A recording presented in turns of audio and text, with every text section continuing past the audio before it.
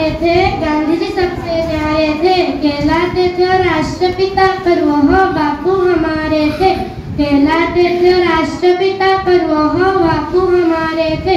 अंग्रेजों को दूर भगाया, अहिंसा को अस्त्र बना के उन्होंने अपना देश बचाया, मानव पर उपकार किया, इससे बापू को सदन नमन हमारा, रहेगा याद हमें बलिदान तुम्हारा। गांधी करते तुम्हें नमन, तुम्हें चढ़ाते प्रेम सुमन। माननीय सभापति महोदय, शिक्षकगण और मेरे प्यारे भाइयों बहन, आप सभी को मेरे नमस्कार। मेरा नाम साई सृष्टि है। आज मैं गांधी जी के बारे में कुछ कहना चाहूंगी। प्रतिवर्ष 2 अक्टूबर को पूरे भारत देश में गांधी जयंती बड़े प्यार से मनाया जाता है। इस दिन राष्ट्रपिता महात्मा गांधी का जन्म हुआ था। उनके जन्मदिन को हम अंतर्राष्ट्रीय अहिंसा दिवस के रूप में भी मनाते हैं। गांधी जी का पिता का नाम था करमचंद गांधी और राजकोट के दीवान थे। गांधी जी का माता का नाम था पुतलीबाई और उनका पूरा नाम था मोहनदास करमचंद गांधी। गांधी जी का जन्म 2 अक्टूबर 1869 को गुजरात के पोरबंदर नामक स्थान में हुआ था। गांधी जी को हम कई नाम से पुकारते हैं, जैसे कि आदर सम्मान से महात्मा गांधी, राष्ट्रपिता, बापू कहकर भी पुकारते हैं। बापू का अर्थ पिता होता है।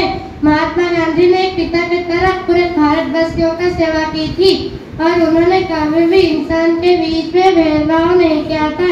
इसीलिए सुभाष चंद्र बोस ने 6 जुलाई 1944 को उनका पत्नी कस्तूरबा गांधी का निधन पर शोक सभा में सिंगापुर रेडियो के माध्यम से बापू की उपाधि दी गई। बापू की प्राथमिक सुभाष चंद्र बोस की प्राथमिक शिक्षा राजकोट में हुई और उसके बाद उनका दाखिला हुआ हाई स्कूल से। हाई स्कूल से मैट्रिक की शिक्षा प्राप्त करने के बाद गांधी जी समरदास कॉलेज भावनगर से दाखिला ली। उसके बीच 1885 को उनका पिताजी का मृत्यु हो गया। उसके बाद उन्होंने अपनी कानून की पढ़ाई इंग्लैंड से पूरी की।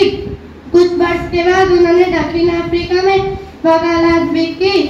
उस दिन हमारा भारत देश पूरी अंग्रेजों के सेना के चंगुल में था।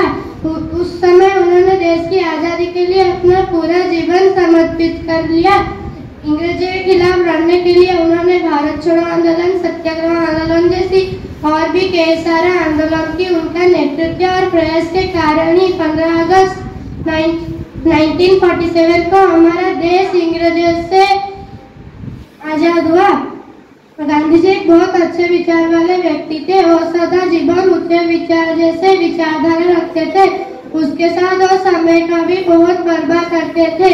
बापू हमेशा सत्य, शांति, अहिंसा के मार्ग पर चल के हमारे सामने देशभक्ति, बलिदान, उत्तम उदाहरण पेश किए हैं। उन देश की आजादी के बाद भी उन्होंने पीड़ित लोगों के साथ वो अन्याय के खिलाफ आवाज उठाई। उनका ये मानना था कि ये आजादी तब तक